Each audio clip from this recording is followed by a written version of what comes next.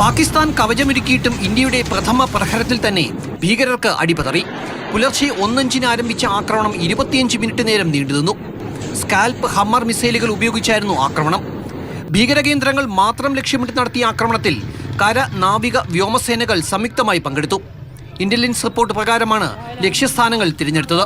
The latest attack in Pahalgam has understandably generated deep anger in Jammu and Kashmir and in other parts of India.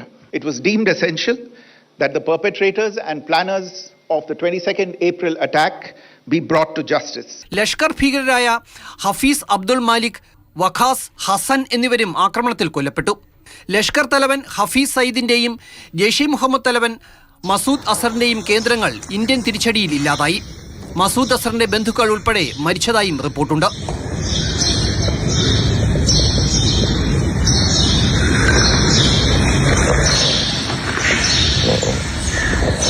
Parliament ആക്രമണം, ഉറി, പുൽവാമ തുടങ്ങി പെഹൽഗാം വരെയുള്ള ഭീകരാക്രമണ ദൃശ്യങ്ങൾ ഓർമ്മിപ്പിച്ചായിരുന്നു വിദേശകാര്യ, പ്രതിരോധ മന്ത്രാലയങ്ങളുടെ സംയുക്ത വാർത്താ സമ്മേളനം. വിദേശകാര്യ സെക്രട്ടറിക്കൊപ്പം വനിതാ ഓഫീസർമാരും വാർത്താസമ്മേളനത്തിൽ പങ്കെടുത്തു. Operation Sindoor was launched by Indian Armed Forces to deliver justice to the victims of Pahalgam terror attack and their families. 9 terrorist camps were targeted and successfully destroyed.